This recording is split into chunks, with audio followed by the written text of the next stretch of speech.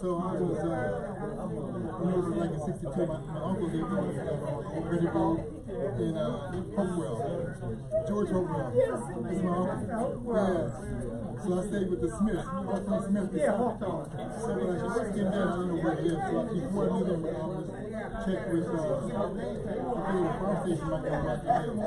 So he said, go to East Town. I had no idea what that was. I said, where it was. But then I ended up staying with Hawthorne Smith. So I stayed there for a year. My son also. Yeah. There was a small world. But I'm just saying, when you say Winston Mill, I'm thinking of all the Winston Mill, which is Come on, Mr. Victor. What's the matter? You're a Catholic? Some of my best friends are Catholic. You know how it works. All right, good man.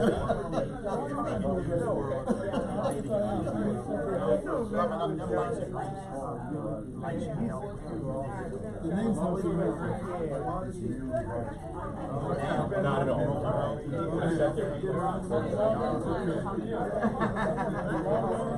My world. Yeah. You still get around to that chapter sometime? Which chapter? Well, I'm Columbia. I understand. I say no more. Maybe I can get back in my lane. Yeah, I'm sure it does. The other thing, Now you got 13 of them going on. But that's great. Oh yeah. And that's what you gotta be busy, you know. I am. But you know, as you know, a lot of people in school stop working, retire, they don't do something, they end up passing out. You know, because they're just so used to working all of a sudden, so sitting around watching TV, vegetating, and before you know it, they end up passed away. You know? It's always good to keep working, even a little bit here and there, keep your brain active. 87?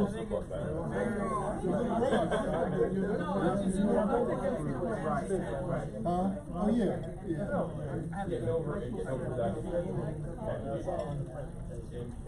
Where'd you play? Where'd you play? I played alumni. Okay. Yeah, so did I. I was just going to anything like that. But were they kicked themselves? Were they kicked off? No.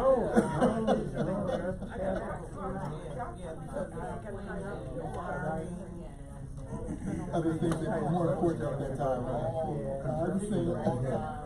You see that you're not using it for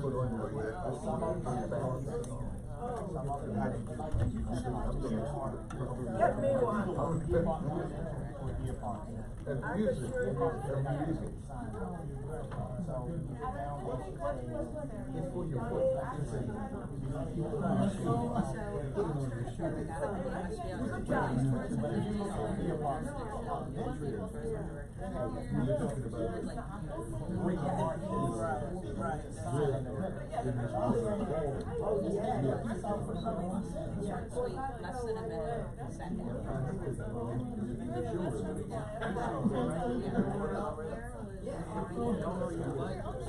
How's it doing here? get around these passes.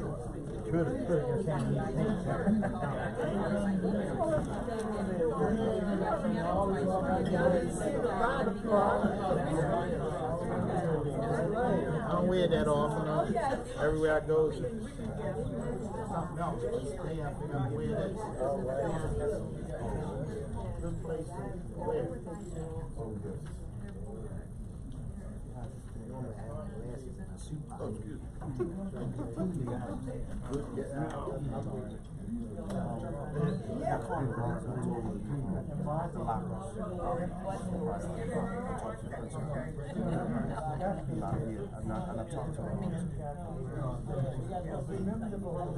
Right.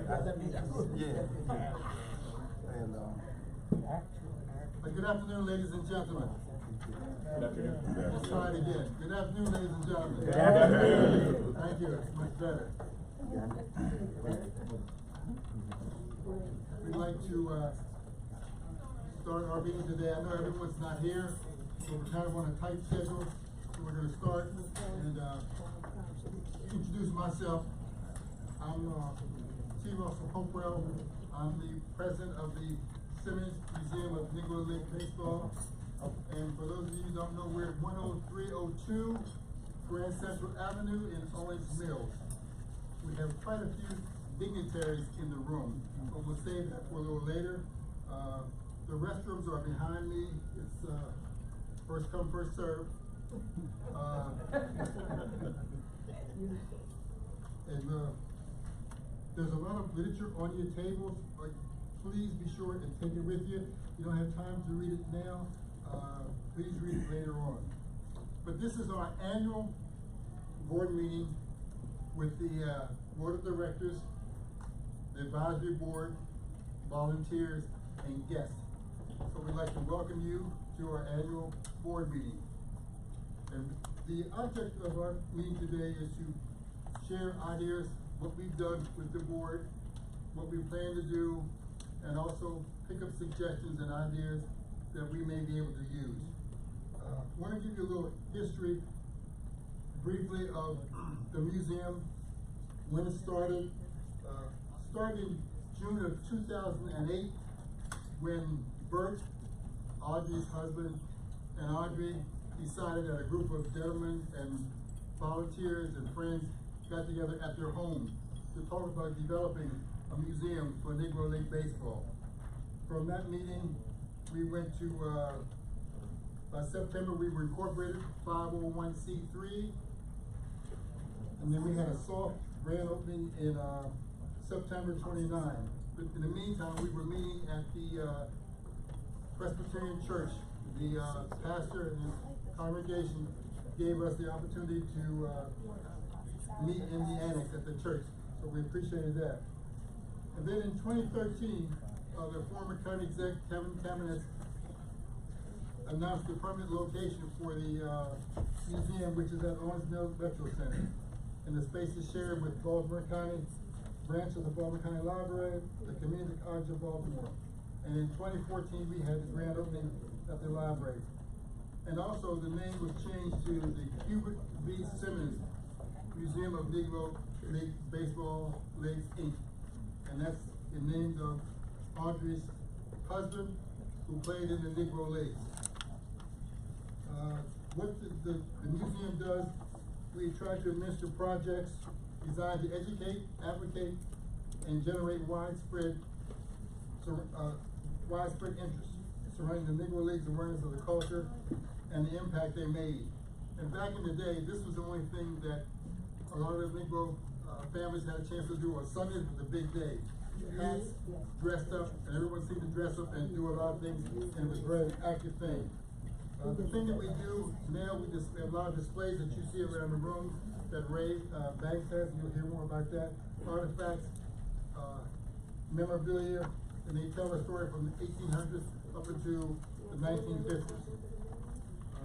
We hope that when we leave here, we've gotten some ideas and some feedback and some suggestions that we have how to improve our museum.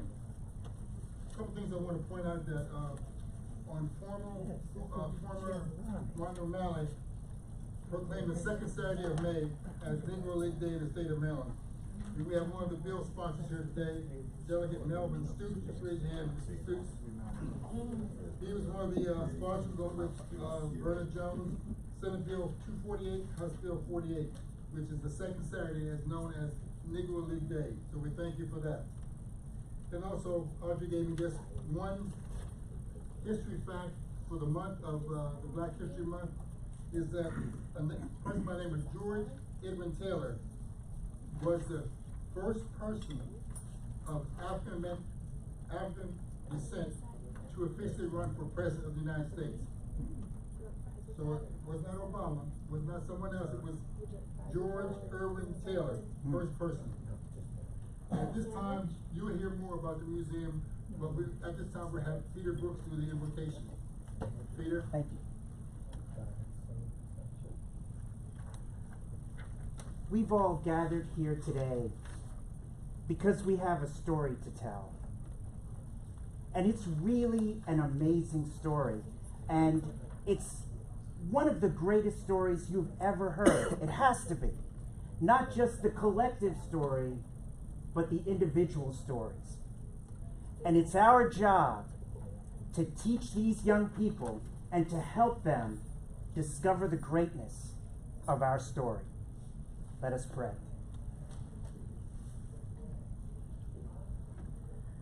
God of all creation, we come before you today to give you honor and praise. You are worthy of praise. You are the source of all that is good. and you are the source of all of our blessings. Thank you for every gift that we have been given. We thank you for the opportunity to come and gather together this day, and we ask for your hand to give a blessing upon this meeting. We ask that you would guide and direct our meeting so that it is full of wisdom, productivity, and respect for each other. Thank you for helping us to accomplish our work and our goals today. Amen. Amen. Thank you, Peter.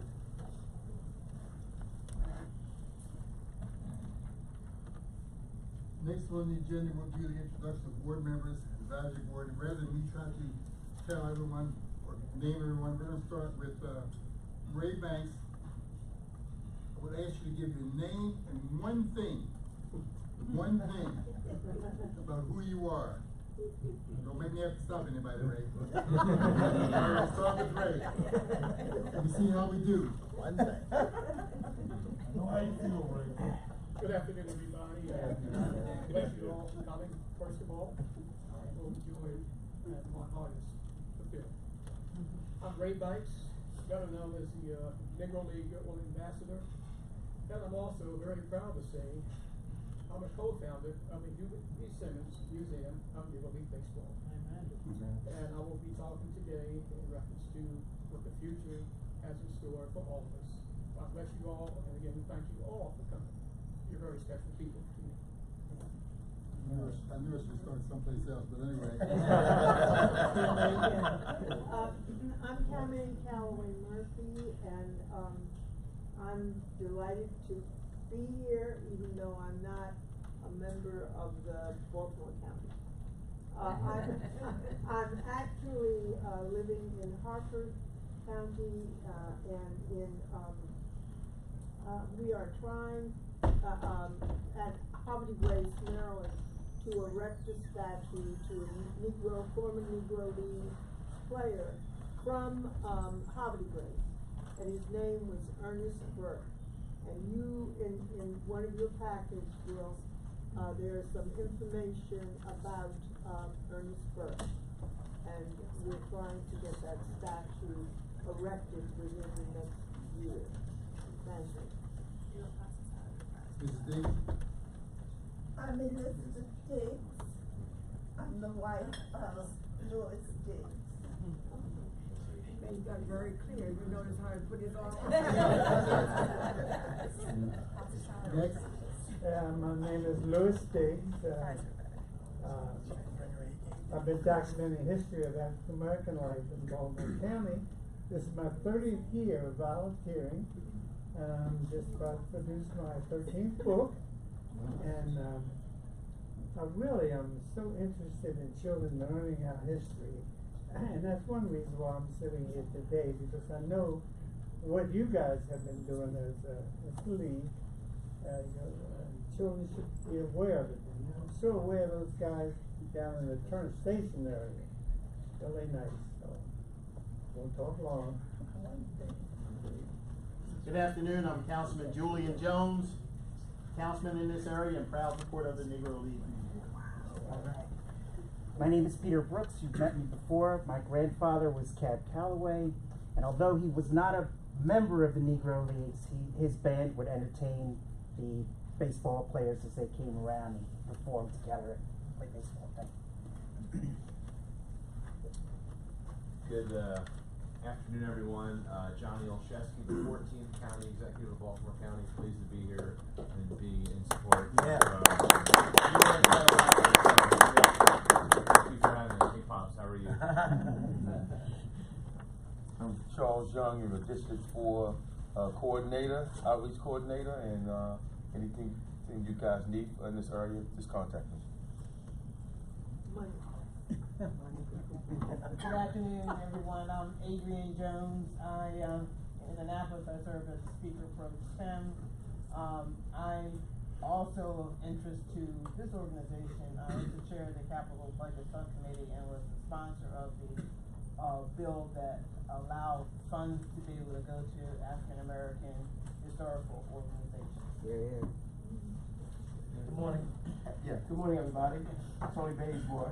I'm bringing greetings for Superintendent Valita White from Baltimore County Public Schools. And my second hat that I'm wearing is I'm on the Board of Advisors here for the museum. Thank you. Hi there, everyone. Marjorie Hampson, Baltimore County Tourism Director.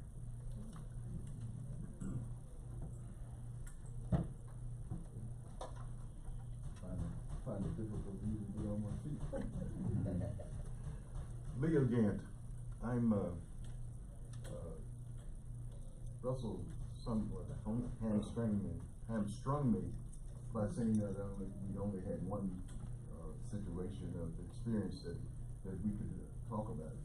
So I was trying to decide on which one would be appropriate or which one I thought might have some bearing.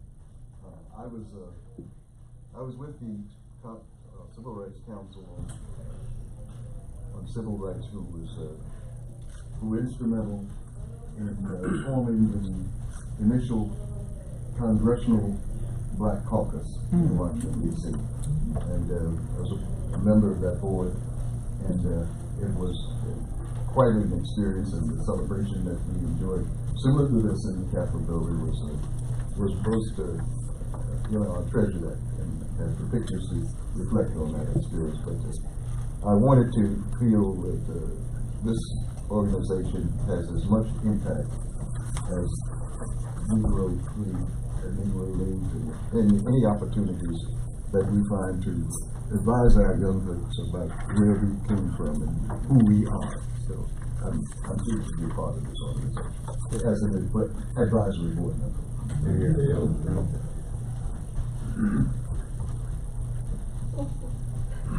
I don't know why he thinks I need help getting out. That's all right. I'm Audrey Simmons. I'm Executive Director Emeritus. Currently, I'm a committee chair for the finances of the organization. Very important position, believe me. I'm happy to be here today, and I'm so pleased to see something like this. I think if Bert was here today, he would share with Ray and myself what were we thinking when we started this. So I hope you enjoy being here and continue to support our efforts, and we can count you as our friends and supporters. Thank you.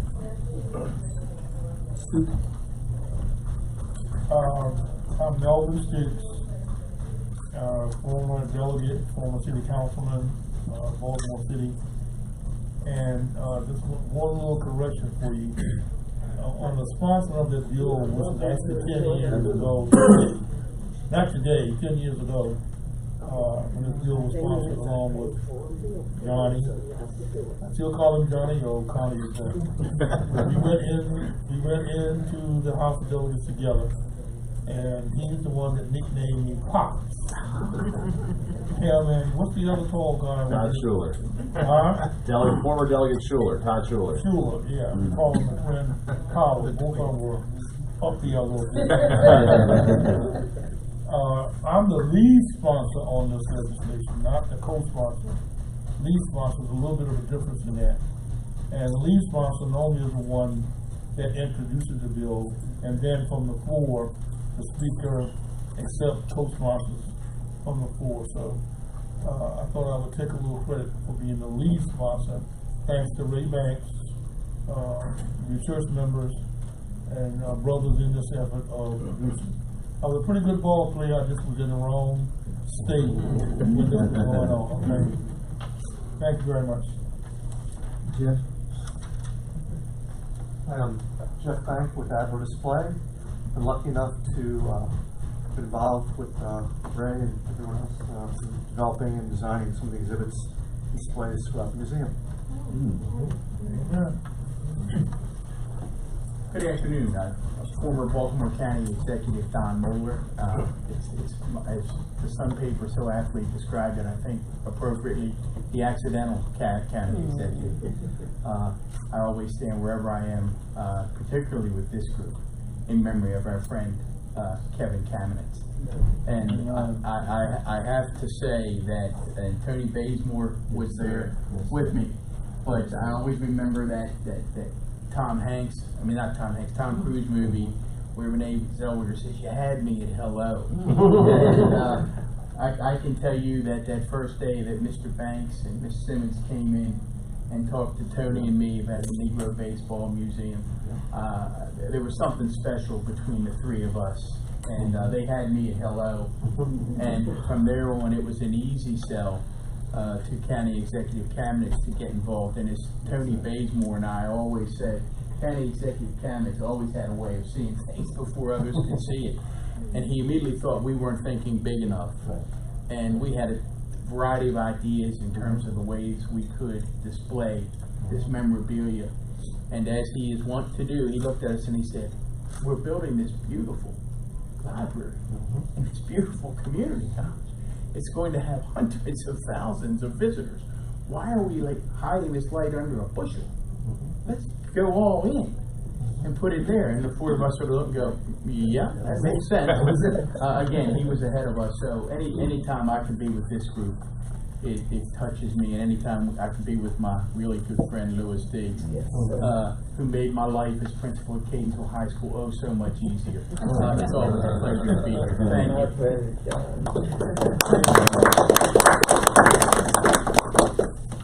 Good afternoon. I'm Alan McCallum Jr. I'm the Director of Front of House Operations for the Music Center at Strathmore and Bethesda, part-time broadcaster with WNST Radio in Towson, and honored to be here to help bring the museum into the future and flourish going forward.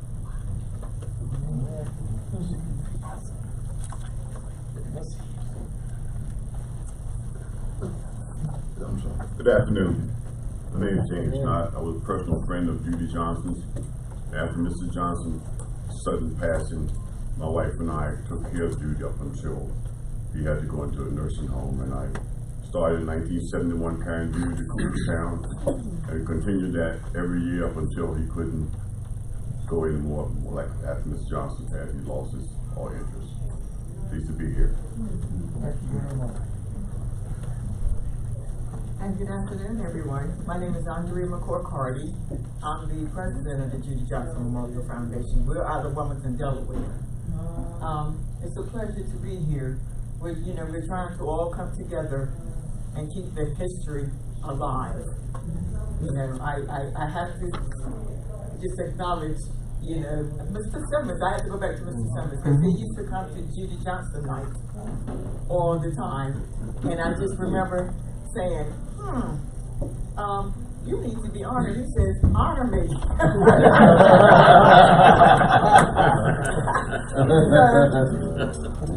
We did do that. He was a very, very, big part of Judy Johnson night. And I just have to always also say, I implemented the part of bringing the history of Negro League baseball to the White House. I made the request, and I was honored to take some of the Negro League baseball players from the North, South, East, and West to meet Barack Obama. Yes, legends like many James Redmore, Miss Simmons, she was there. So yeah, we have to keep the history alive. We do, and it's an honor to be here. Thank you. Good afternoon. I'm Michael Carty. I'm husband to Andrea and a board member of the Judy Johnson Foundation. Good afternoon. I'm Dorothy Cheeks. I am the recording secretary and have been since its inception in 2008. I was instrumental since I formerly worked for the Internal Revenue Service. Don't hate me. I was helpful in getting our 501c3 status. Thank you all for coming. Good evening, everyone. I'm Louis Fields, and 26 years ago, I had an idea to volunteer for the Oilsmen at the Negro League ball game. The Negro League had the All-Star game. That was in 1993. from that I met Mr. Leon Day and so many great people in the Negro League. They had 25 of them there. And so we went about getting Leon Day inducted to the Hall of Fame. It happened in 95 and 97. We renamed a park in Baltimore into the Leon Day Park. And so long story short, I stayed with the Negro League from 1993 to 2007, 14 years. And this guy took it over, and I'm so happy with it. Much applause and due to Ray because he took a small idea and you can see what it is now. Thank you, Brother Frank. Good evening, everyone. My name is Bobby Parker, and I'm the photographer for the Negro League. And I have other groups that I'm involved with, but I'm glad to be involved with the Negro League. And Mr. Simmons and I, we went back, way back. And I was at his house one evening after a prayer we had, and I said I didn't want any ice cream, I didn't want anything, but the sword brought it out anyway, and I couldn't help myself. So I'm just glad to be here today to get some of this documented. But I'm going to leave shortly because I have another engagement at Bowie University. It's their senior night, and I'm going to try to get down there before everything is over. So it's nice seeing some of you that I've got shots of before, and welcome to the new Baltimore County Exec. I've seen you on tour, but I've never seen you, but I know you were good to talk. What's funny, what I usually get is when people see me in person, I didn't realize you. Well, thank you, and Where do you live, Bobby? I live in Happy Grace, Maryland. Oh,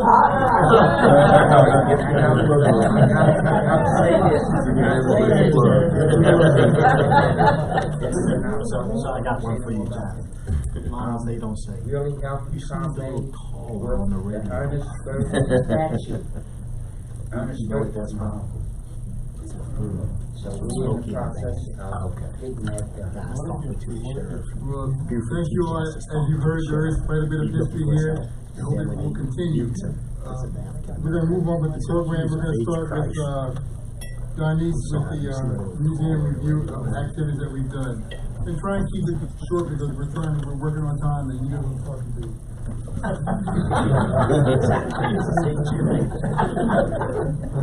Did everyone, before I start, did everyone have a chance to put their order in? Who's eating? Yes? Did we miss anyone? Okay, great. Well, I'd like to start by saying in 2017, we lost several Negro League baseball players. Among them were Mr. Leo Burnett, Mr. Jim Weedham. They both played with the Harrisburg Giants. Also, Mamie Peanut Johnson of the Indianapolis Clowns. And she deserves special honor by the museum, and we talked about doing something for her. One of our annual fundraisers is to have a crab feast, and we raise the money from the crab feast that supports the efforts of the summer camp. We held two of those, well, one in 17 and one in 18. Also in 2017, Ray arranged for us to meet with officials from the offices of Senators Ben Cardin and Chris Van Hollen. We attended Coffee with Caminets. It was a community forum where the residents and the business leaders were discussing concerns and developments.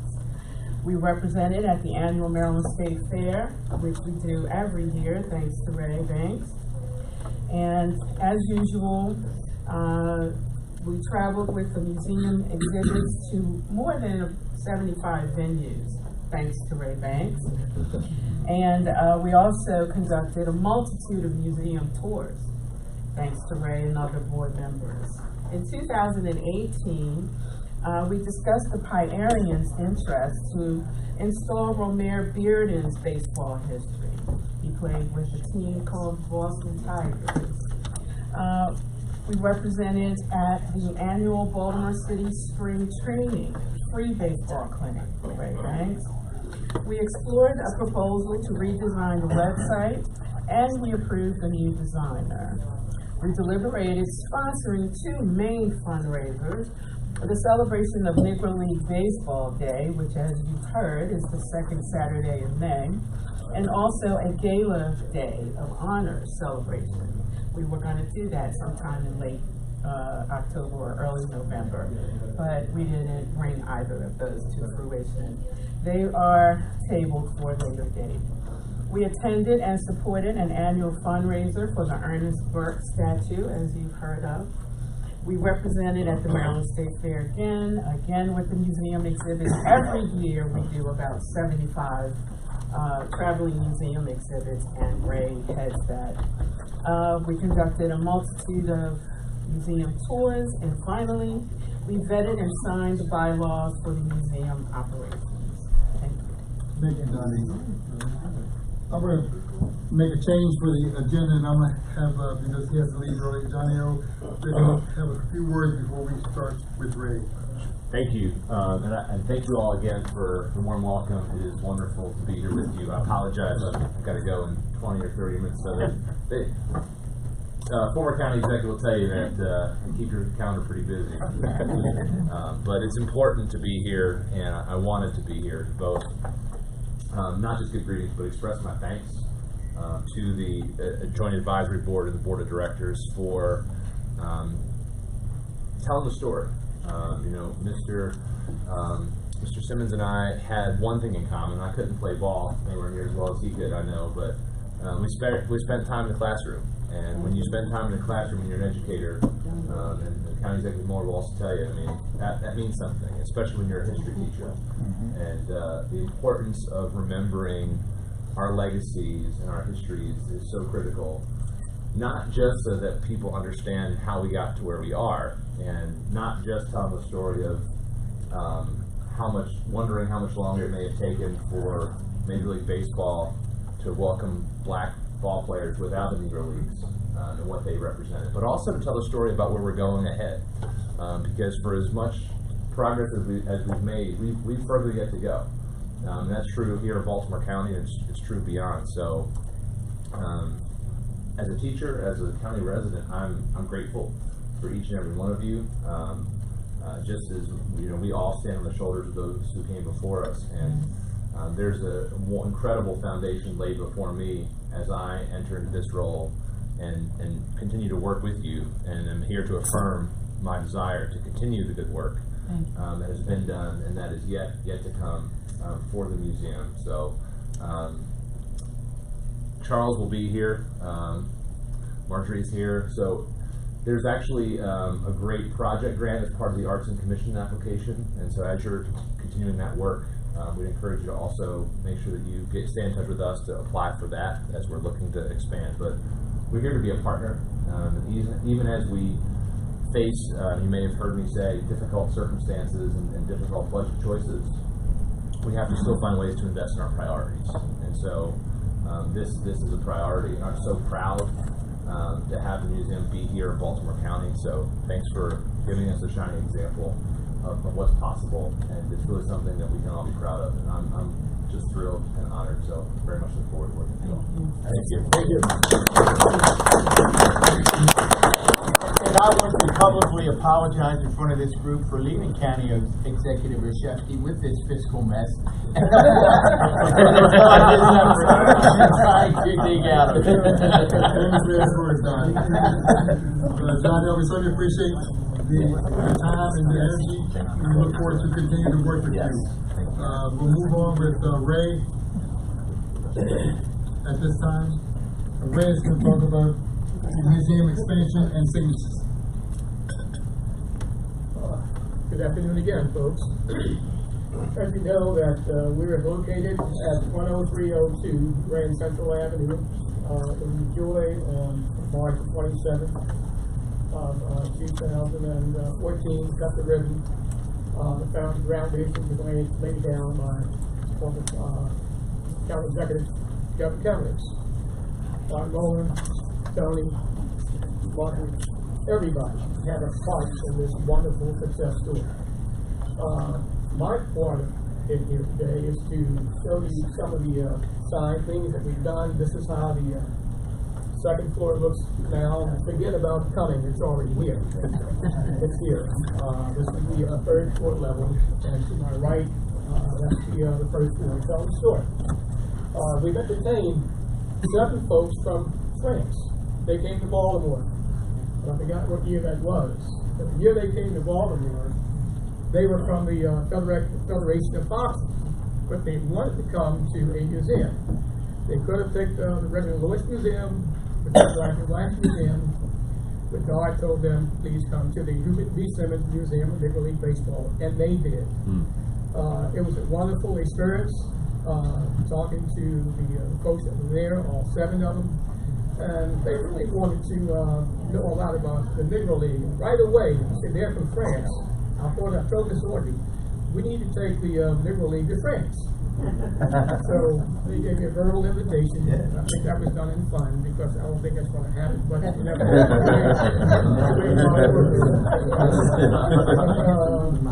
my dream, since I met former Baltimore County Executive Kevin Cummings, what he did for us. If I get emotional, there's a reason for that. At the time that was done, I had lost my grandson in 2013. He was a young man that was found in the harbor missing for 8 days in the military. You all read about that. He was received the Air Force and the Navy. And he's with me today. He'll always be with me. But I was relaxed due to meeting Mr. Don Moeller and his office to do what we had done. Now, that relaxed me a whole lot. But what took place, it's an experience that I'll never experience again. It's a one-time thing, and I hope it's everlasting. And I give him all the credit for allowing us to have our own home, which we do have. But right now, we need to come together as a unit to continue that legacy that he laid in the groundwork he laid down for us. We have a lot of support in here. We can go a long, long ways. That museum, at the present time, is on the first 3 levels. We do have access to the 4th and 6th floors. We've already talked to the gentleman, Mr. Bank, from Herbert Display to do the rest of the workmanship for us.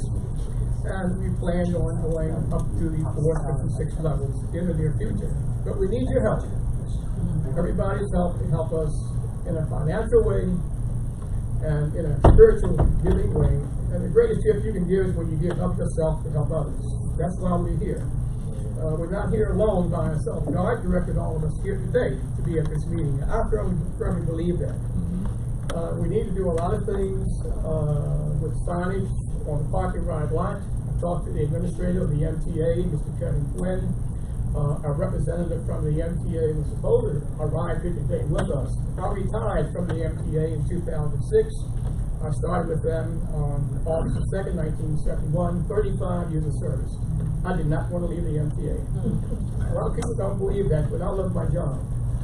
And I explained to the administrator that we need signage for the parking ride lots. For people that come from the far north, park on the lot.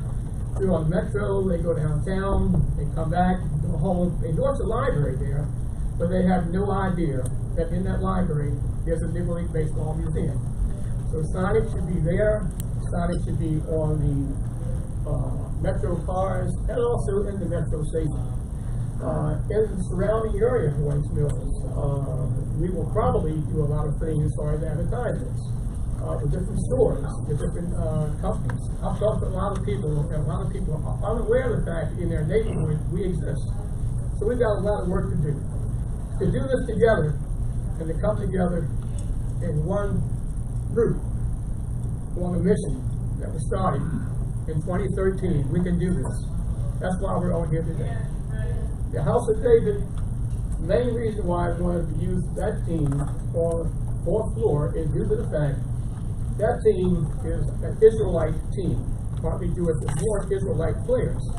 That's the only team in history that befriended the Negro League teams back in the day.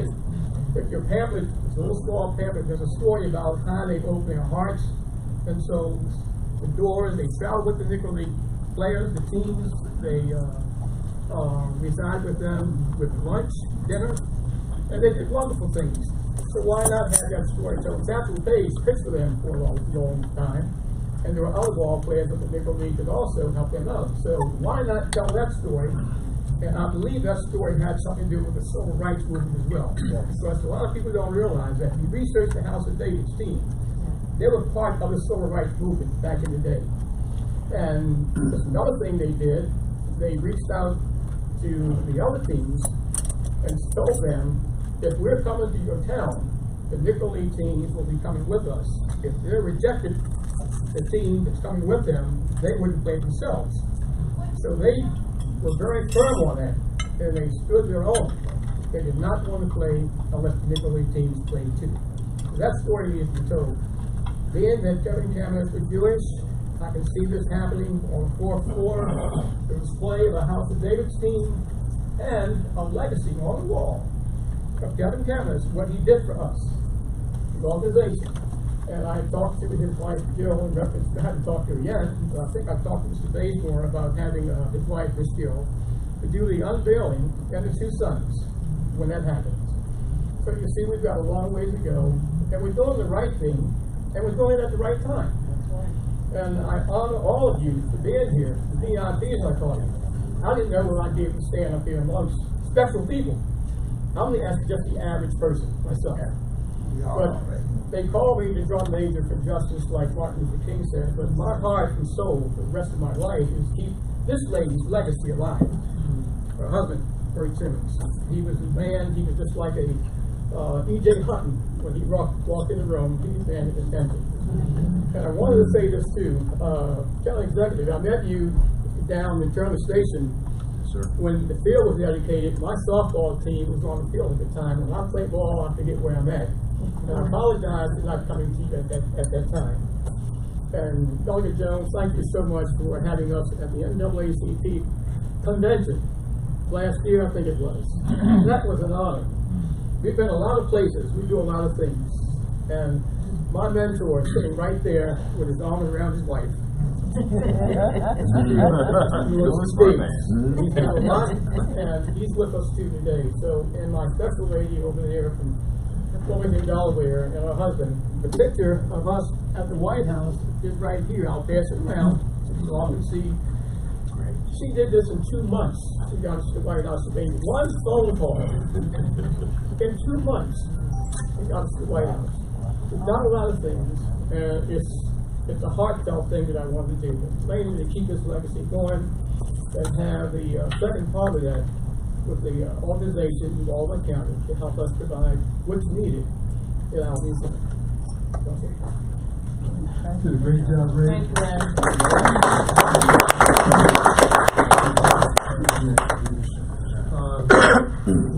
Audrey, you want to get a picture with, before we start with you, you want to get a picture with the guy? We'll get a picture before.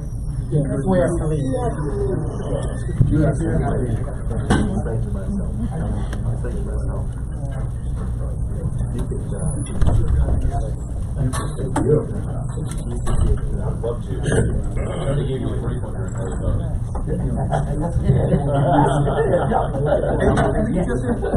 You want me to?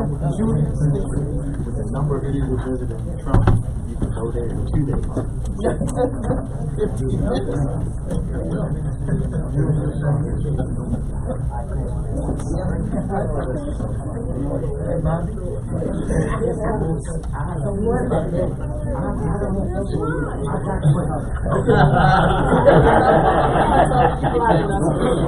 That's it.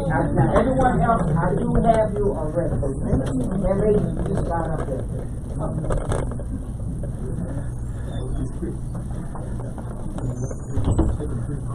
One more.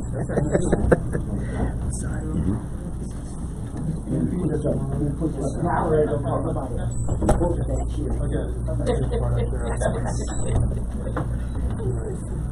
Russell? Who's Russell? Oh, okay. All right, we ready. We ready. We're ready.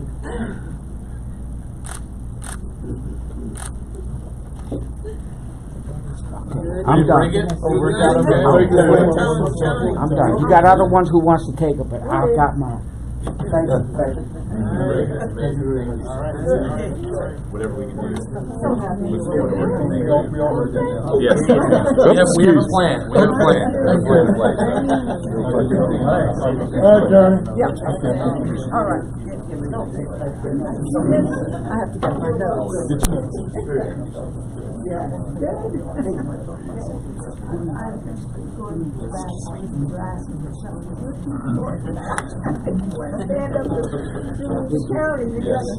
right.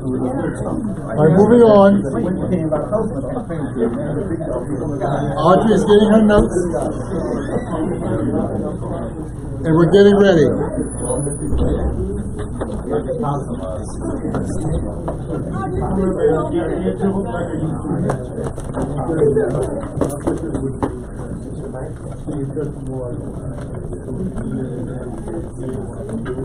I'm going to be very short. Hopefully we can eat and Audrey can talk. Tell them they can eat while I'm talking. Audrey said you can eat while she's talking. Yeah, ears aren't affected. Thank you. Thank you. Hold on. We're not ready yet. I want them to get your undivided attention. Great things so far. Great things so far. Good. You're doing a great job. All right, Audrey's up. Please, let's have your attention. Can I just say something? Because I see the pictures going around. Hold on, man. Shh. Yes. I see the pictures going around, but I just want you to know there's some legends in that picture because there's Minnie Peanut Johnson. She's in that picture. Minnie Minoso is in the picture. Carl Long is in the picture. I'm trying to think who else that might have passed away. James Red Moore. Is in Alabama? Yes, sir. And Bert Simmons. Bert's not in that. He's not in? Miss Simmons is in the picture. Mrs. Simmons. He went to the White House. That's the same thing. Yeah, so there's some legends in there. I can, if you have questions, I can point them out to you later. Okay, thank you. All right, here we go. We're ready for Audrey now. Please give us your attention. Yes, please give us your attention. Good afternoon, everyone. Welcome, and I am so pleased to see you, all of you here today. I am going to be short and to the point. And the point is, we need an executive director. We have operated for the last 2 years without the kind of leadership that we need. Now, that's not to put down what we've been doing and what we've been able to do. And believe me, Russell Hopewell has been a blessing to our organization. Amen. But we do need the kind of leadership that would bring unity to our efforts. And we need someone who can be dynamic enough to keep us noticed by the general public. We need that attention and we need that support. So we are very diligently looking for an executive director. If you know somebody, refer them. We would love to hear from them. We have had several interviews and several attempts to fill the position to no avail. So we are continuing that effort. What we hope is that we can find a way to fund, that is, the salaries for an executive director and a staff person. We have applied for several grants and we're waiting to hear. And the one that is most hopeful is the one with the National Trust for Historic Preservation. We are expecting to hear from them before May of this year. And hopefully they will approve our letter of interest and then give us the opportunity to actually go the official route of applying for the grant. So keep that in mind, everyone. So far, we are hopeful. We're getting all kinds of indications of interest. We're going to continue to work on it, and with people like Bob Moeller and Don Moeller and people like Ray Banks, acting as the ambassador for our organization, going about attracting attention. We're going to get there. We're definitely going to get there. We're looking at Mr. Stooks again too. He doesn't know it, but we're going to rope him in. He has been so helpful to us in the past. There's no reason he shouldn't continue to be that way. So enjoy your lunch, everyone. The next speaker is our new board member, Alan McCallum, and when he has finished eating his lunch, he's going to come right up and clue you in on some of the concerns we have about PR. Thank you. Thank you, Audrey. Yes, thank you.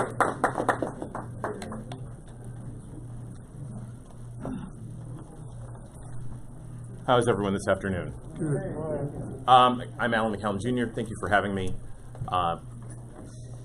I'm certainly not, in terms of PR and media, an expert, but I have experience with having worked part-time on radio and have a little understanding of how it works.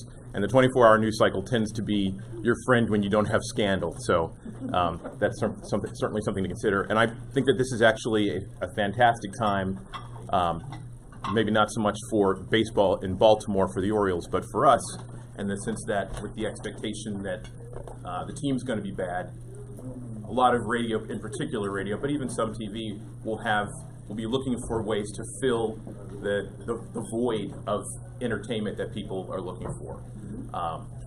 So certainly in terms of radio, trying to fill all those hours of the day, they're looking for people who have a sports bend to a story, background, to help keep people interested. And I think that gives us a fabulous opportunity to educate the people that are listening, help them fill that space and that time with letting people know about the museum, letting people know that we're here, and that it's an opportunity to bring kids and family, both first to the library, which is not always in the mindset these days, but also to see something that is history, legacy, beautiful, and telling a story that they may not know. And like the tablet, we didn't always know that we needed them. We didn't know that we wanted them, but once you have them, you can't imagine how you live without it. And having an opportunity to bring kids into a situation where they come to the museum and learn that history, it certainly completes a story that you hear when you hear about Babe Ruth, Ted Williams, Jackie Robinson, but there's more to that story that if they're interested in the legacy of baseball sports, they can help learn at the museum.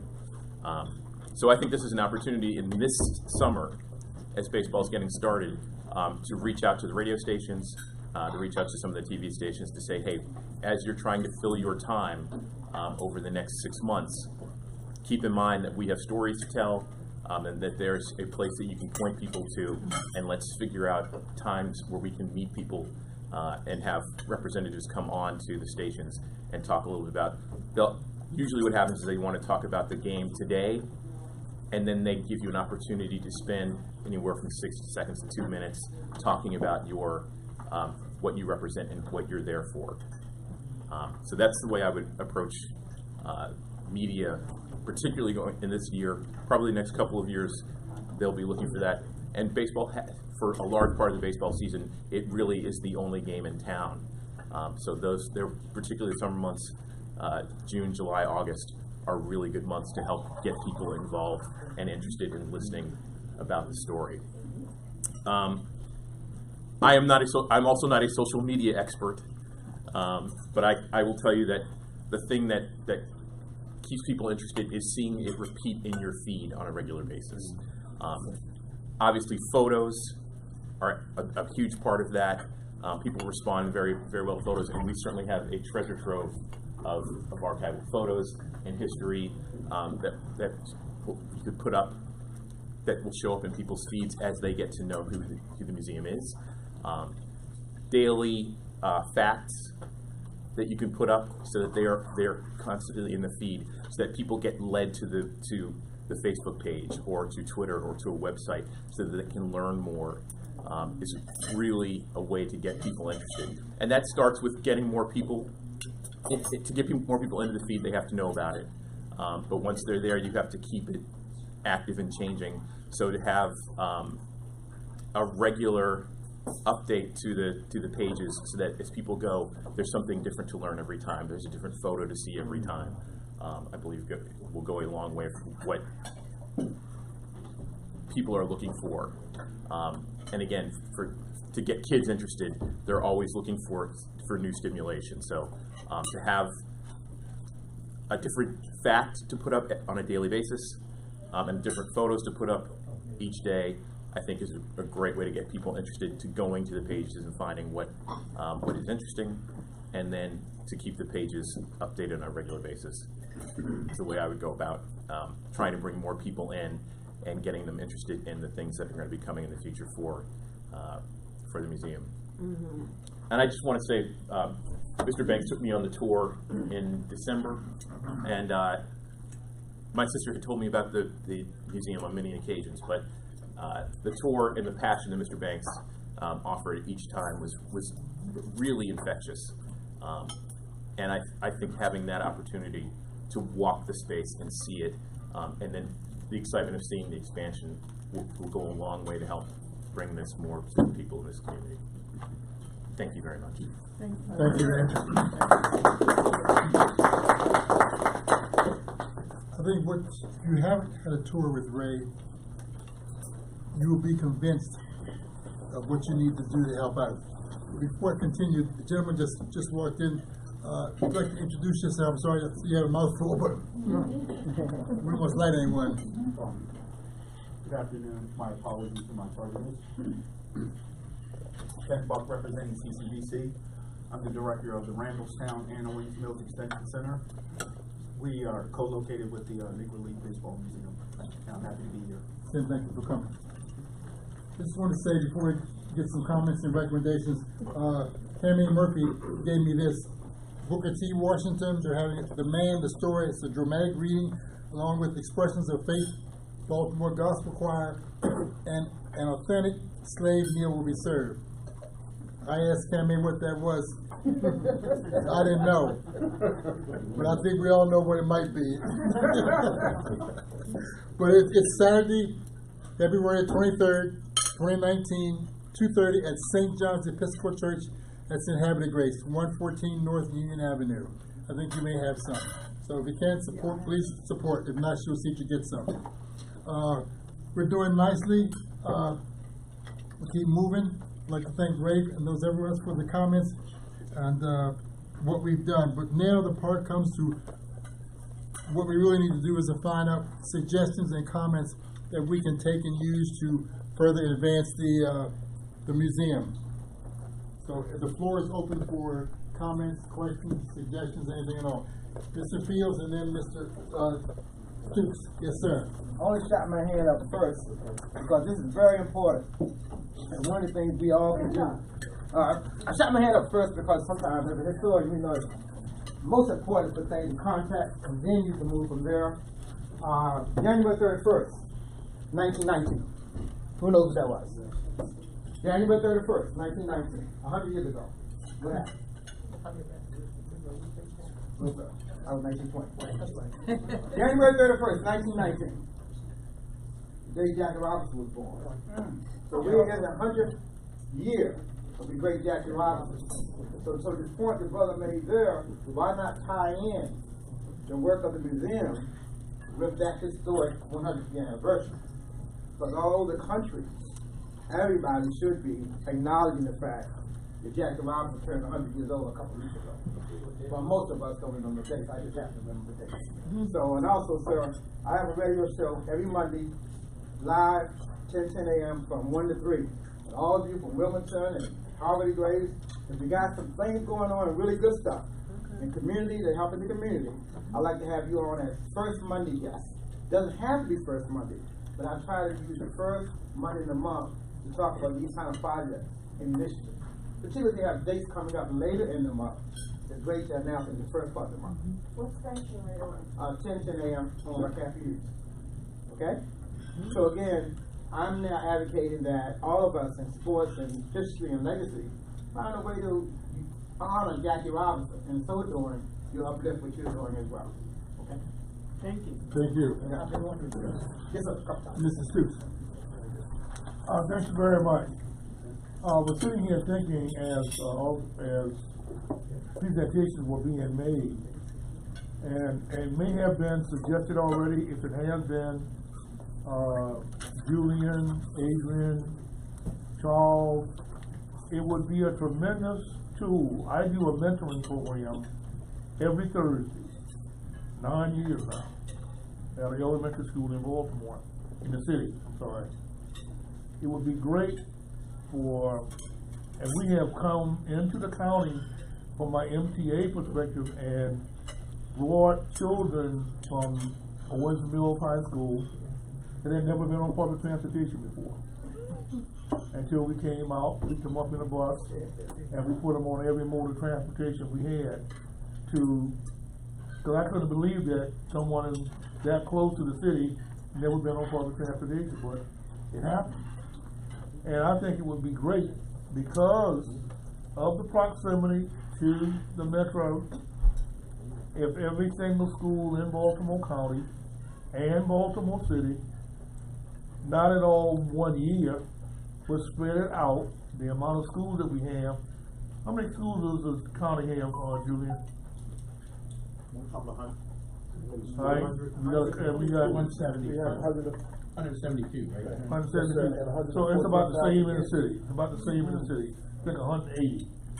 So we're talking almost 400 schools spread out over a 2, 3, 4 year period would be a tremendous tool to use to promote this project. And I got others, but I'm not gonna, I'll come back if you ever died out. I got others that I want to suggest, but that comes to mind because it's something I do every single Thursday morning, backed up by MTA, to do this quote-unquote non-traditional mentoring, where I bring in a different vocation every single week to expose these children in the city that I know will never get exposed to some of the things that they have been exposed to at this school, and not somebody bringing in. There are diamonds in the rough out there in the hood, but if we don't go mine them, in other words, like a coal miner will find diamonds sometimes. If we don't go out there, they're going to be lost. We're going to lose diamonds that could be shining for all of humanity. But we've got to be the one to go out there and mine those fields. And those fields are collectively done every single week. The schools are open. We got to be in them more than we are. So I have a question. So how is the museum playing into this? To have a trip planned for every single school. You can't do it all in 1 year. Okay. That's my thing.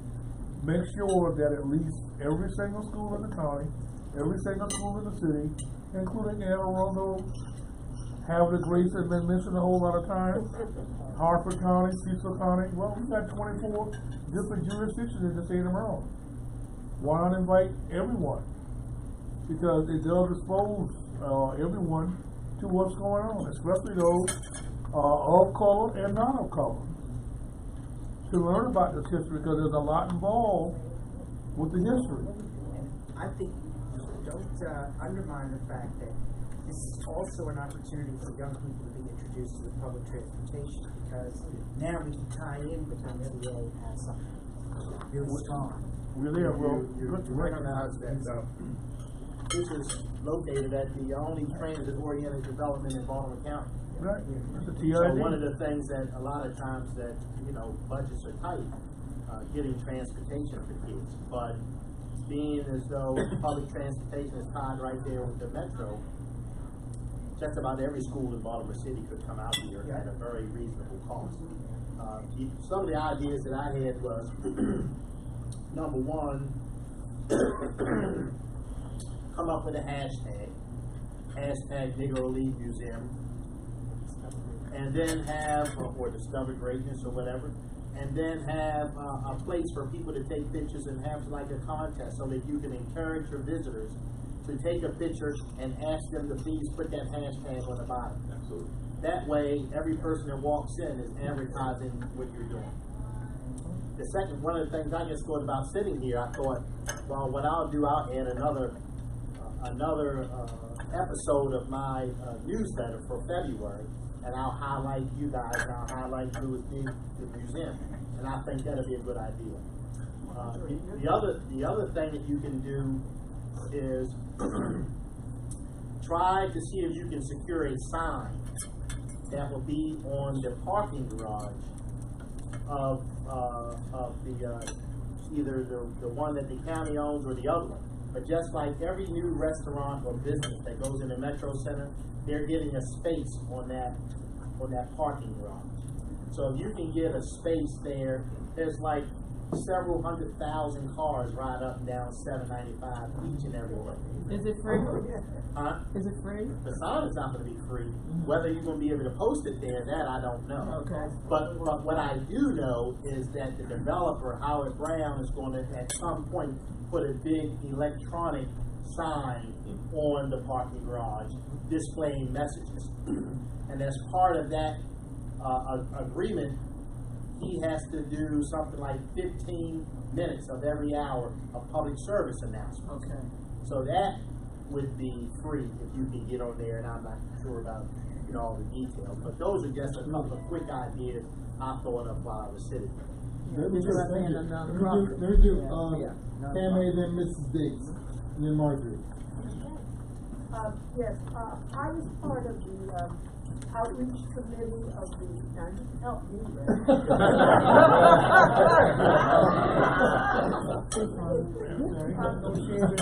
I was part of the outreach committee that put the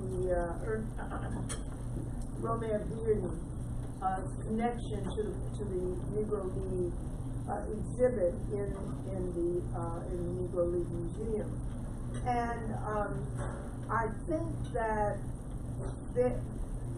we should, as a pie area, there should be something in our budget, a line item in our budget, to make some contribution to the museum to maintain that that exhibit.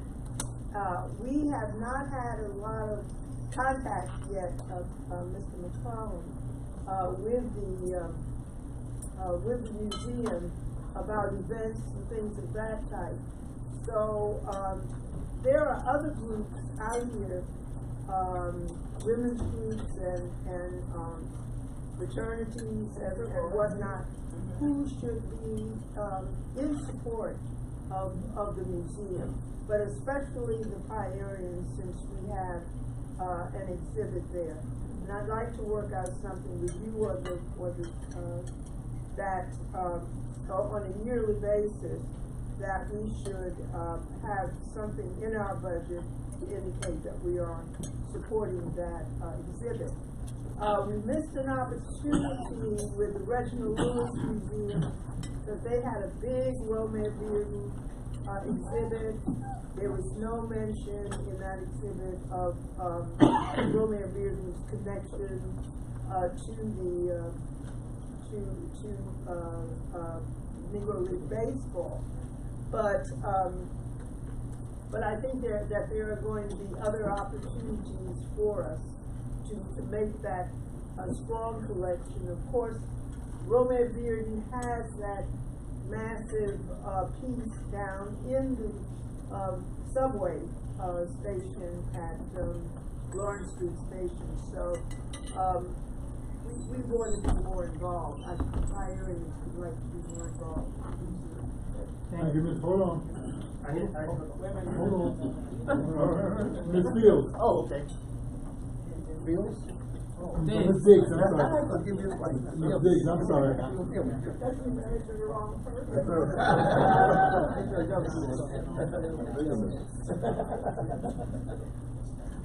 I'm not only the wife of Louis Diggs, but I do have a lot of ideas.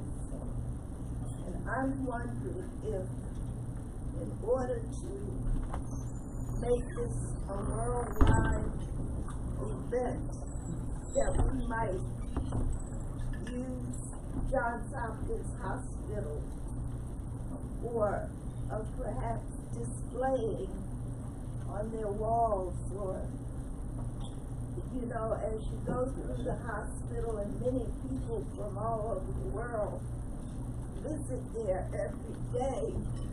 So wouldn't this be an ideal place? And then they have satellites everywhere now. So why couldn't we use them? Because they certainly use us. That's my idea. Thank you. Good idea. Ms. Hanson and Julia. Well, Alan and I should become best friends because, you know, we can work together. And just like my title is, tourism and promotion, I do a lot of promoting, and of course it's free because we have a very small budget. Hopefully with our new county executive that may change, because right now,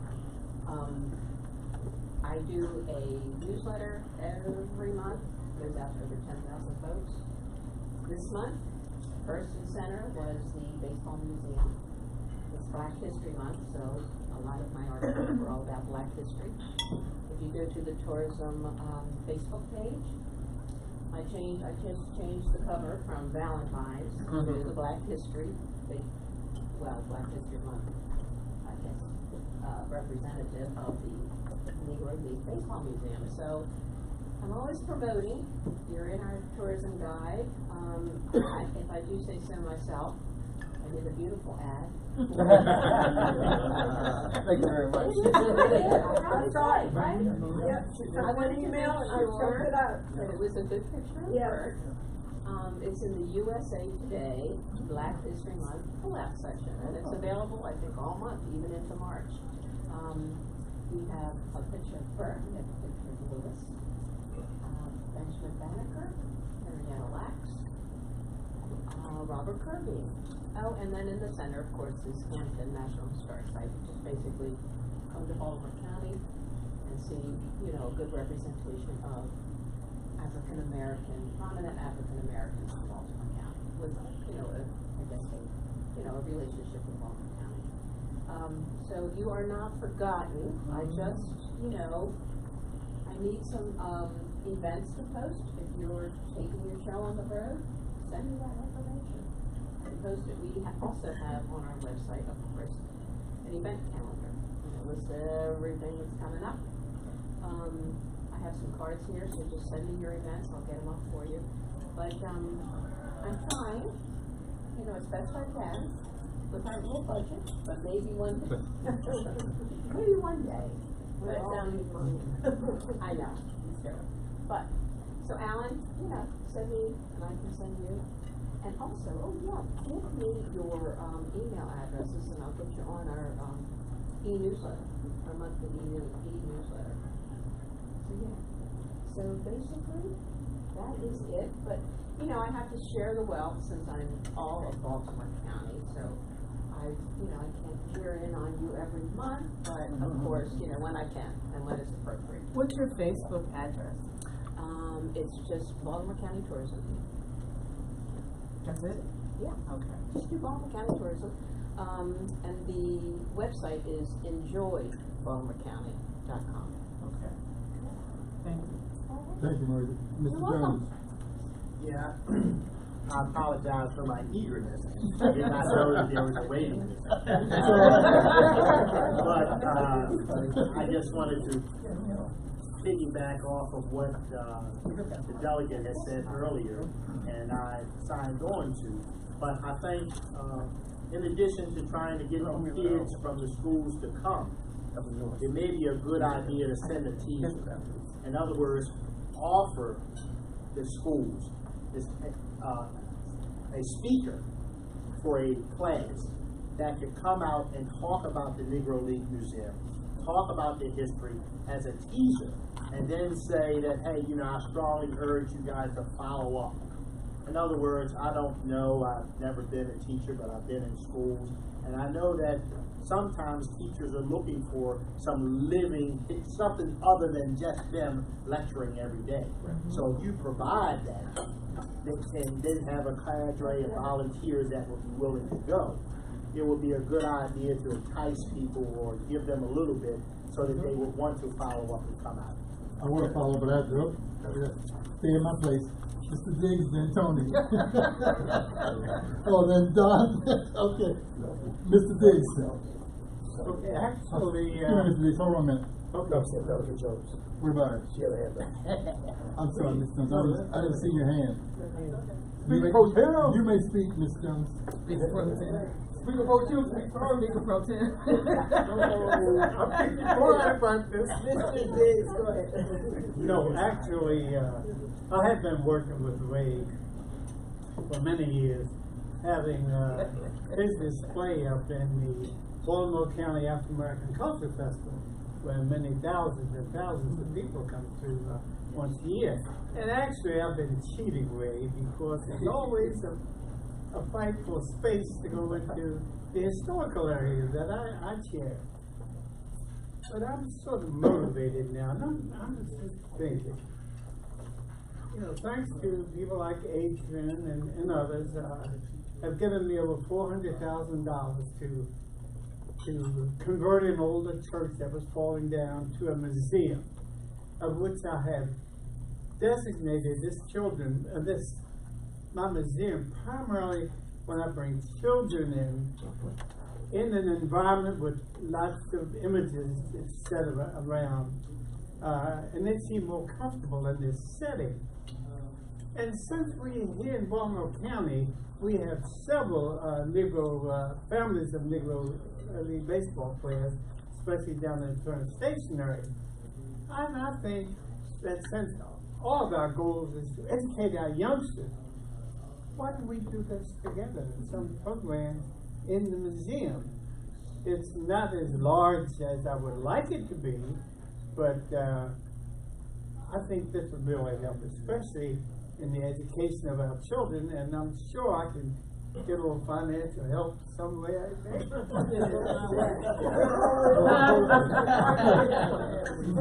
wouldn't give away anything.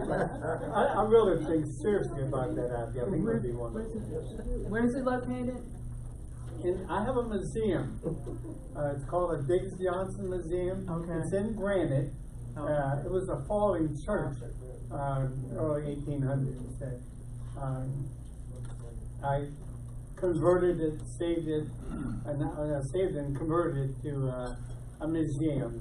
I have thousands and thousands of images and all kinds of things to stimulate the history from these 13 books that I have written. Okay. And this is my 30th year, doing that. I think it would be one of our children. You have an excellent website.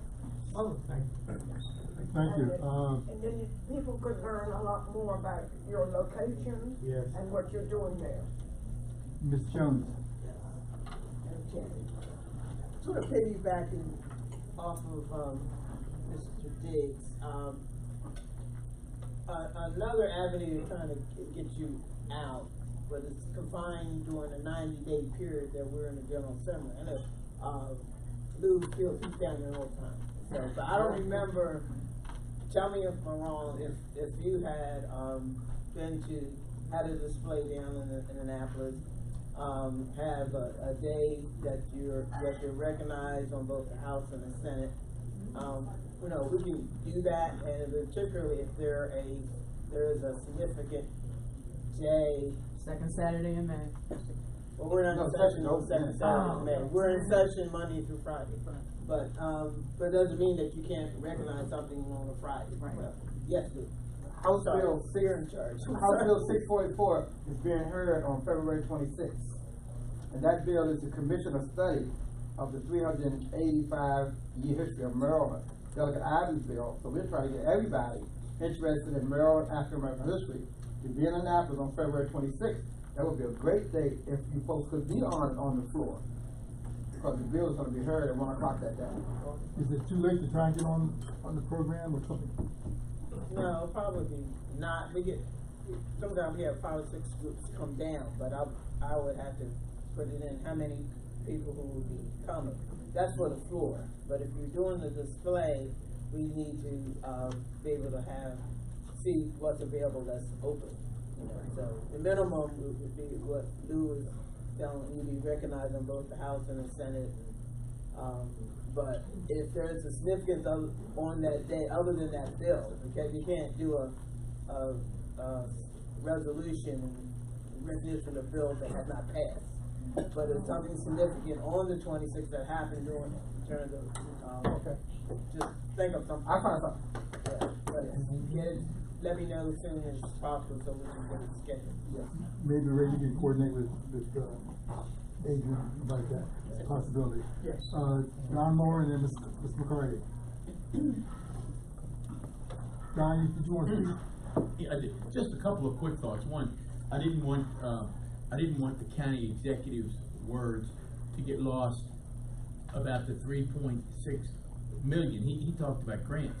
Just, you know, every year at budget time, the county allocates about $3.6 million in contributions in aid to arts and cultural institutions around the state. It's a tremendous commitment because Baltimore County has always believed in it. The bulk of that goes to institutions in Baltimore City, which is a great thing because Baltimore County folks take advantage of them, and we recognize their regional treasures. But that's an opportunity. So whoever in the group is working with, you can start with Charles and then Marjorie to go through that, the two of them, to help you get that grant process underway, and that's happening as we speak in terms of that calendar. The other thing, and you may or may not be doing nothing, Tony Bazemore spoke earlier on behalf of our outstanding superintendent, Berlita White, and I mean she's a special lady, as most of you know, and I want to piggyback on what Councilman Jones said. As someone who has a daughter who's a school principal, and I spent a lot of years in schools myself, and Russ was actually one of her mentors along the way, helping her along. I agree with the Councilman said, if you could somehow put together a document, work through Tony Bazemore and others, with resources that you have available to go into schools and engage with children, I think you're going to have trouble scheduling them all, because they're always looking for folks to come in and engage children, like the Councilman said. So I think that's a real opportunity to do so. And I would, this is going to sound weird, I would encourage you when you do that, this is just a marketing thing, I would come up, even though it's free, I would come up and give them all tickets and mark it free. You know, just say, so it would say, we want you to come out, here's a reminder, here's a commemorative ticket. It won't cost you anything, but they'll go home and to mom and dad say, I got a ticket to go to the museum. It's a special commemorative ticket. It doesn't cost anything, but it's special, they get to keep it, and then they come out. Those are a couple of my ideas. And then the last one is, may or may not have done it. I'm sitting here, and Alan McCallum is the baseball historian. He knows more baseball than most of us have forgotten. I mean, he's forgotten more than most of us ever knew. But it just seems to me that this is such a logical connection for the Orioles to become really involved and to connect with some of their star players. I mean, you know, unfortunately, a guy like Adam Jones isn't going to be here, but Adam was very philanthropic. And there's got to be a way, even to the point where I'm thinking, again, I'm going back to the marketing. I think they should step up with a significant financial contribution year in and year out as a show of good faith to the museum. And I think we ought to be leaning on them, getting a meeting with John and Lou Angelos, who now are running the day-to-day operation, and getting them to really take ownership of this thing. But at minimum, the things that wouldn't cost them anything are, it ought to be regular advertising slots every night on Masson, when Oriole games are on. There ought to be a commercial that runs regularly on Masson, and then there ought to be out on the Jumbotron every time somebody's there in every game in a couple innings. Reminder to visit the Negro Baseball Museum. Those things don't cost more than a nickel. I think they should come up with a lot of nickels, but those don't cost them any nickels. And I think the group really ought to figure out how to get in front of John and Lou Angelos and really get them to own this thing. It's the right time to do it. Right. With them needing right. gravitas with the community. Miss McCoy. Miss Yes. McCoy. I'm listening to everyone, and I'm not part of the board, but I have a 501c3 because I cater to kids that age out of foster care. I do a wraparound. I don't know if you have anyone in this group because you're nonprofits, but is there anyone in the group that monitors grants at all? Does anybody go in the computer and say, you know, grants for, you know, bus tickets or grants for this or grant? They're out there. Okay. But somebody has to be somebody to be designated and say, I'm going to look for grants. Even if you just say, well, one of you say, I'm going to take June, I'm going to take July, I'm going to take August. Because like the gentleman was saying, you know, you got deadlines with the grant, but underneath my umbrella of my nonprofit, I got 7 entities. There might be a grant out there, for instance, for you know, mothers, you know, with covered with babies or, you know, whatever. So you just grab that piece and you do the grant application. So I don't know how large your packet is for, you know, your museum or whatever, but there's a lot of $5,000 here or $10,000 there or $2,000. It all adds up. Yes, it can. But somebody has to say, oh, I'm going to monitor the grants. Right. You know, because the ideas sound great, but everything costs money. It costs money to get in your car, it costs money to cut the lights on for the museum. You know, everything costs money, so it sounds good, but where's the money coming from? That's why she talks about the executive director. That's the kind of thing that person does. Is it happening? Yeah, Or is it just- that's what she's talking about. We're trying to find one now. Okay. We know we need one because Audrey can't do it by herself. She wears many hats, and she just can't do it by herself. I appreciate everything that you just said, Andrea. Every word you said, I could have said the same thing if I could have thought of. You're wonderful in pointing all of that out. And I had in the back of my mind that after everyone finishes sharing their thoughts and ideas about the kinds of things that we could or should be doing, I was thinking, well, maybe what I could do is say that everybody that came up with such a great idea has to own it. And because we get great ideas all the time, but who's going to do what needs to be done to accomplish that? We don't have enough staff, and we don't have an executive director. But I appreciate, and I see Donnie's is over there writing everything down, because I know that when we get together, we're going to say, oh, this is a great idea. Yes, but who's going to Somebody do it? has to figure it, and you know, even to put the responsibility on an executive director is not a good idea, because everybody in this room is grown. Everybody in this room has an opinion, and there's always one that's just going to say, well, I could have did it this way, or I could have did it this way, and then nothing happens. Right. Right. You're so right. Either Tony or Adrian. I'm not sure who wants to speak. Tony or Adrian? Which one? Tony, and then Mr. Jones again. Okay. I just want to piggyback on what County Executive Don Moeller spoke about the school system. Excuse me, because that's exactly what I was going to talk about, County Executive, was the partnership that we can develop with Baltimore County Public Schools to get the word out about the museum to our young people. I would be that contact, since I'm now working for the superintendent, Relita White. So anything related to school, I'm available, and I'll make sure it gets to the right agency or department, and that we follow up. We send out communications. Our communications department sends out these communications all the time. I think every couple of weeks. And I was looking at it recently, and as the county executive said, the number of programs throughout our school systems. It was a laundry list of things at the different schools during Black History Month that was being done. For instance, at Randallstown High School, they had a living history where the kids, the high school kids, dressed up as Malcolm X and Sojourner Truth, and you walk around and they interact with you. And it's fascinating. You know, I can see that as a Negro Baseball League Museum. You know, we still have some players left who are living that you could do that with at one of the schools.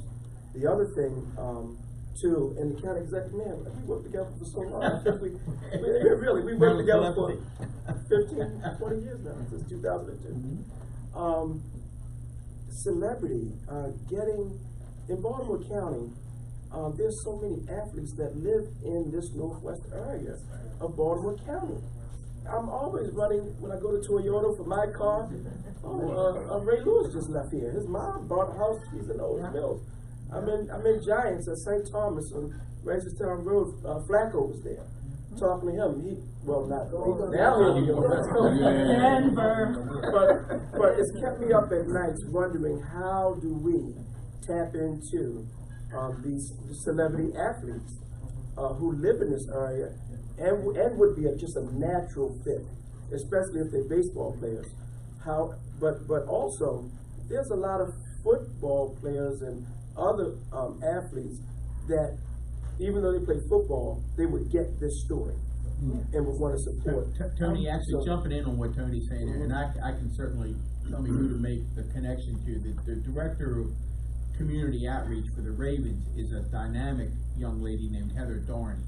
And Heather is spectacular. And this is what she does. She connects players and their foundations to things that the players like. And she's sort of the gatekeeper for that. So I'll be glad if somebody hasn't met Heather to make that introduction. And that's because there's a lot of talent in this room, and we know a lot of folks. And so we need to tap into that, because there's a wealth of athletes and their moms.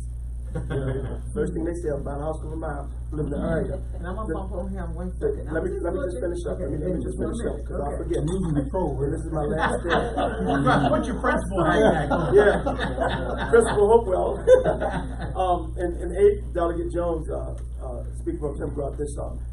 Finding a way to tap into internships in our school system. Our high school seniors are dynamic. They do a lot of internships, college, where until we get a director and a staff person, those dynamic young people, those interns can fill a gap and can help us out too. So we can think Ms. McCoy, Ray, and then Russell. And then just one quick minute, because I'm looking at your wristband. Yes, he has one on also. The gentleman there was talking about a hashtag something. Put it on those, man. They don't cost that much. And making it incentive, because I remember going to the Herbert Beach Jazz Festival, and I asked one of the guys there for something. He gave me his. I still have that information. I can see you there. But that's just a thought, because I don't know what yours represents. But This is for my grandson. You see what I'm saying? But you remember, and if you do it right and make it the same color and pass it out, everybody they'll remember that. With Negro League, Bert Simmons Museum, it doesn't cost a lot to print those out either. It doesn't. So that's just something, to keep in the back of your mind. For Don and Ray, for Don and Tony, would a meeting with the principals when they have their area meetings, would that be a place to start? Well, I think that works, but I think you would work through Tony to take it back to the superintendent's team to have them decide what's the best way to communicate this. Give me a bullet point, nothing exhaustive of kind of what you want to do, and I kind of know myself, but I'll get that to the right people. We can follow up on that. The other thing I don't want to miss is athletic directors. Athletic directors at these schools, it's amazing who they know as ADs. Am I right? County directors? So I don't want to miss that piece. I'll bring that piece to it and try to figure out how we can get to the athletic directors. They get grants all the time for school boards, from Pepsi Cola, Coca-Cola, and other places. And this is is this just for the secondary schools or for colleges and universities too? For me, I would, in the Baltimore County Public Schools, so I can talk about that. Secondary Now, if you want to schools. expand, you have a community college person sitting right here if you want to talk about colleges and credentials. Ken, is that all right? Is that all right, Ken? You can put me out there. He looked at me and said, but I want to stay in my lane now. I learned that. I learned that. I don't want to overspeak. Ms. Jones and then Ray and then Mr. McDowell. Alright, this last thing I'm going to say. And I'm going to preface this from what she said. If you're doing an idea, you got to own it. Okay, I can't own it because I'll tell you why. They're as part of the state, there's funding that's out of Maryland State Department of Education called state aided institutions. Funds are provided to organizations for school children to come to their places. And it just had the reason why I'm not owning up to it, because they come before my committee. That'd be a conflict of interest for me to, so. But the deadline for this year is June 2019 will be for the upcoming year. 1920. Yeah. Not 2020. 2020. Yeah, 2020.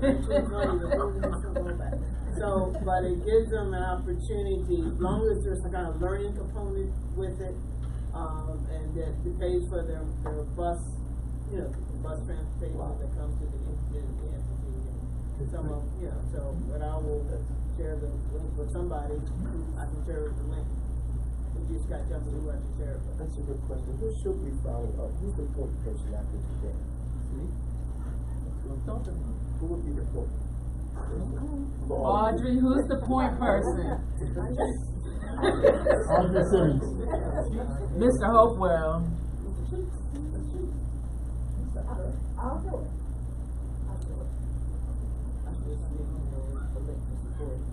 I'll be in touch with you. Okay. And then Ray, and then and Mr. Andrew. Great. Mine's going to be very short. Piggyback on Mr. Conroller. We have entertained once a year at McDonough High School.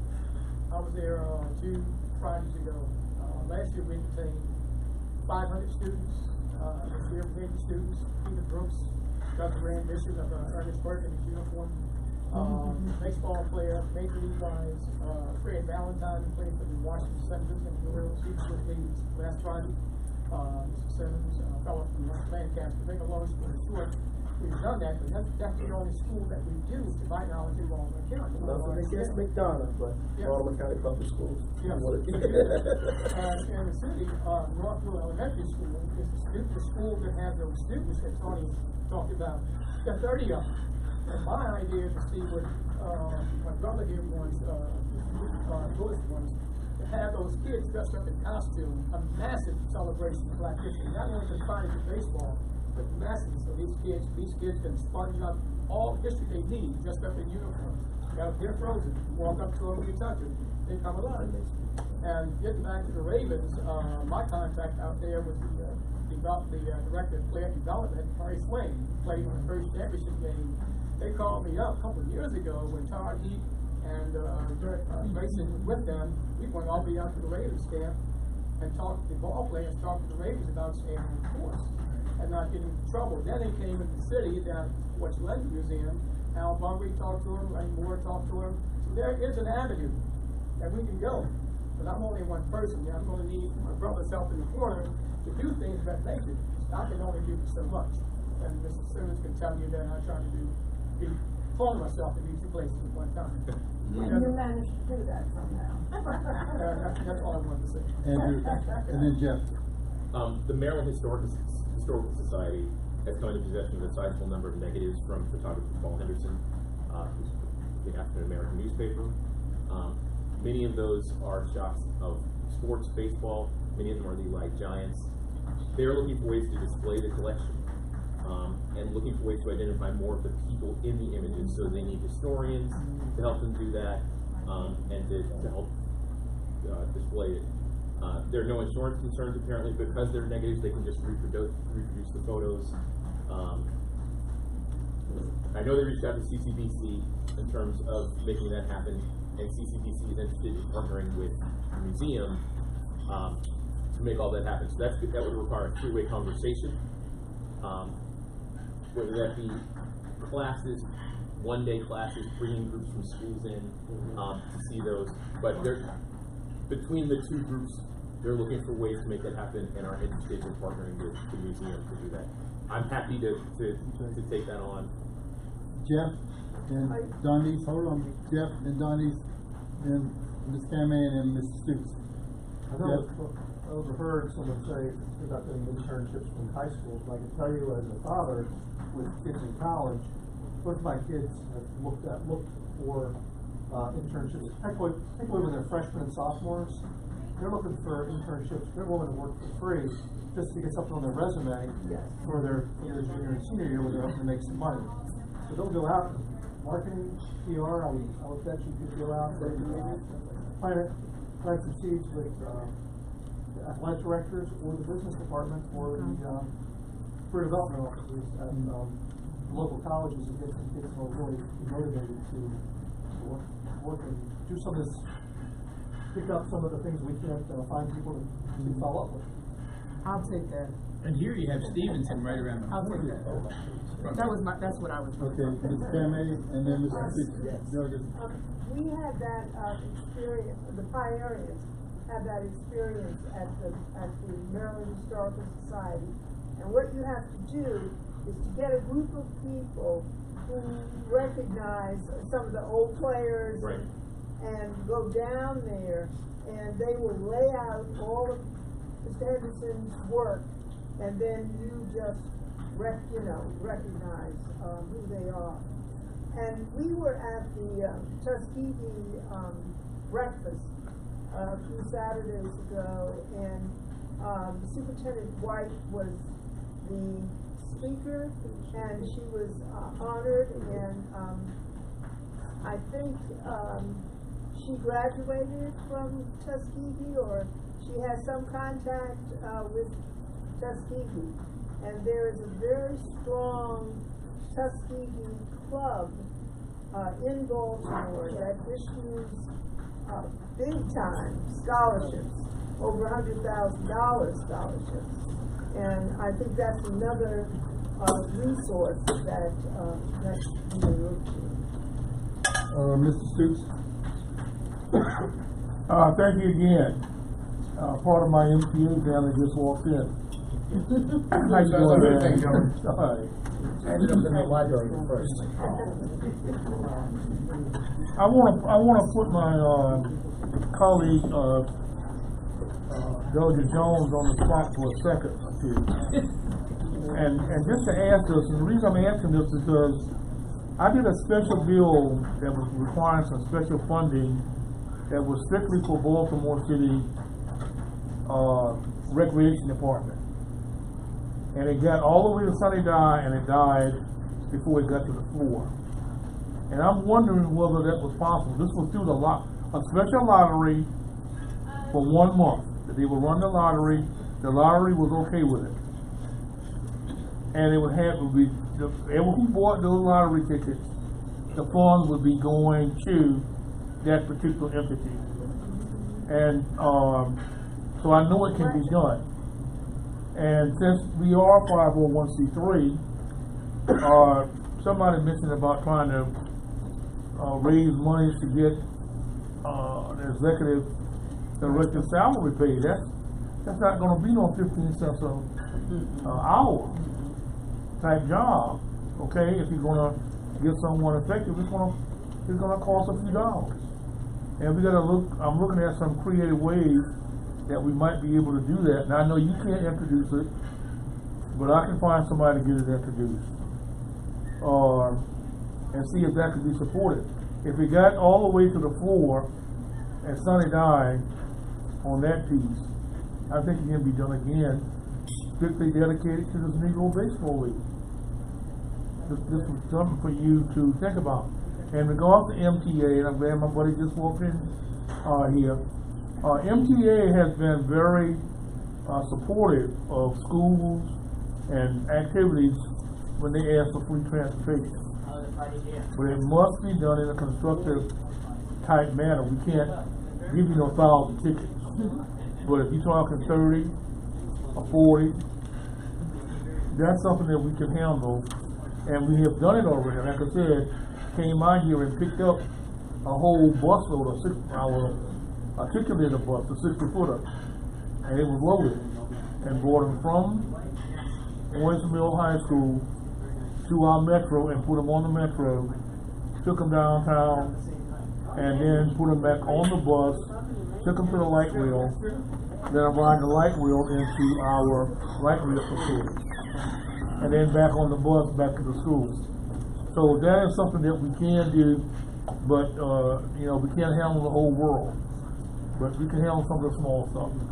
The gentleman just walked in. Would you like to introduce yourself? Sure, no problem. I do apologize for being a little behind. My name is Juan Tarico. I'm with M.MTA. I'm actually at the Office of Communication and Marketing. So if you see all the social media posts about events, about that we were there just a few days ago, we got that video. That was me actually doing that for MTA.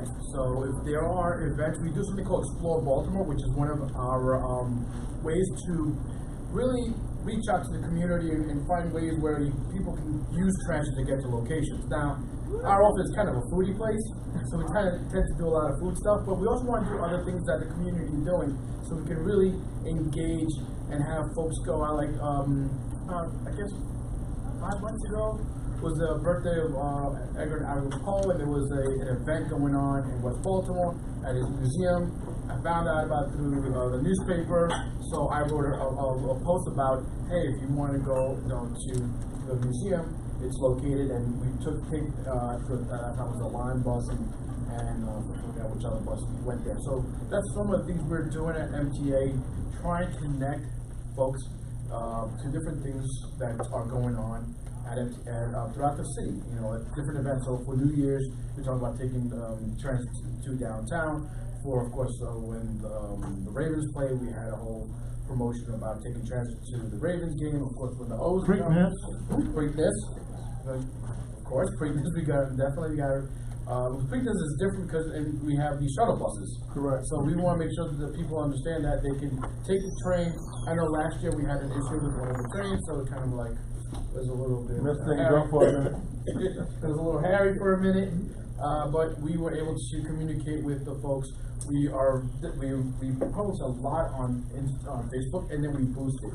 Because Facebook has this thing that if you just post something and you don't boost it, they're not really reaching out to the community. Right. And we want to be able to reach out to as many people as we can. So if you see a post from us, please share it, because that helps out with the algorithm to reach more people. We do have a budget, so we can't spend that much money on every post, but we spend anywhere between $1,500, which reaches about 7,500 to 10,000 people per post.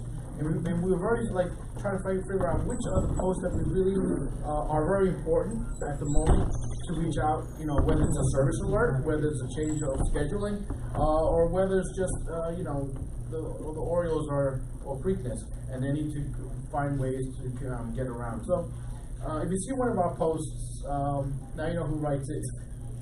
And you can reach out to me. My email is jtarico.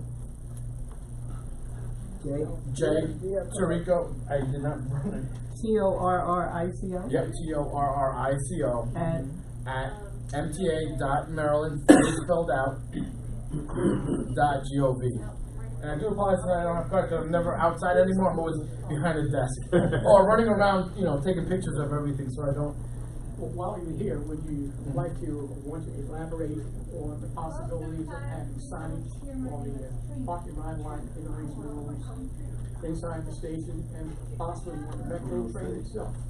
Yeah, I've been hearing a lot of things about the signs, not only about signs, but also lighting. There are folks that send us messages about there are certain issues about lighting. And I got to talk to our department that handle, I think it's Wayne Morris, and find out who in the department can help us get those signage out there. And we can talk more about exactly where that you want the signage to be. I think it's a great way to promote stuff.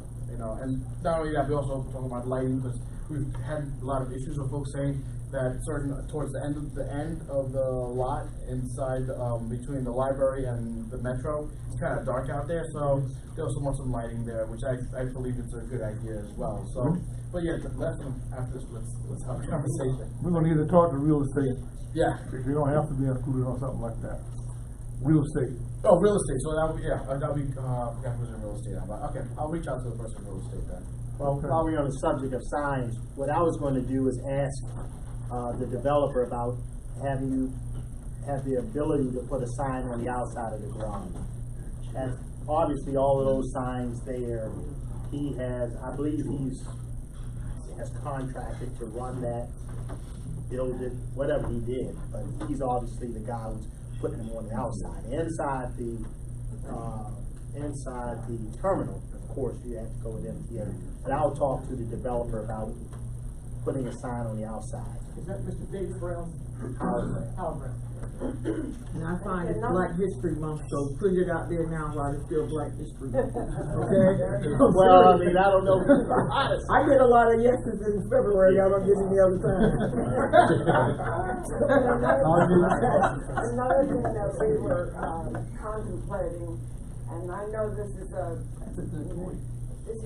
dream, but we wanted a sign out in front of the building that would designate all the entities that are housed in that building, giving them new numbers and other information.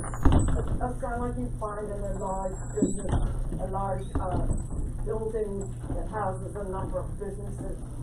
And we were dreaming that we could have a sign out front like that. We didn't know if we need to go to Mr. Brown about that, or if the county would be responsible for that. I believe you would have to go probably to Mr. Brown.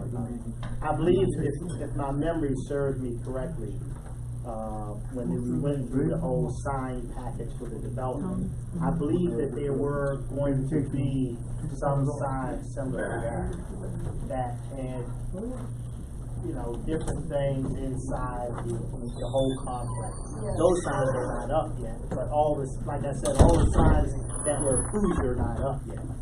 So I believe I remember seeing some of those signs that would stand up that would have different, you know, different names of businesses underneath it pointing. Right.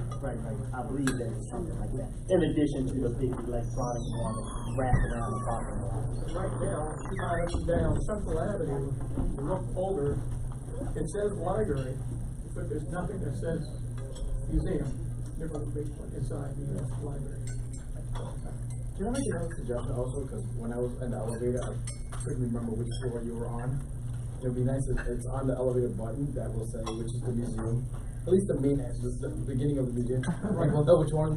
I literally went to like 2 floors before I came out, and I realized that I was in the wrong place. And the next one will be a great night. Oh, did you want to say anything? You want to add anything, brother? You're done? Mr. Stoops, I wanted to ask Mr. Bazemore this. Is there any possibility, does Baltimore County Schools offer community credit hours for doing certain things while they're in school, like Baltimore City does? You think there's a possibility that this could be added to it as an incentive? Right. For them to come to the museum? Majors or something like that. Okay. Just a thought.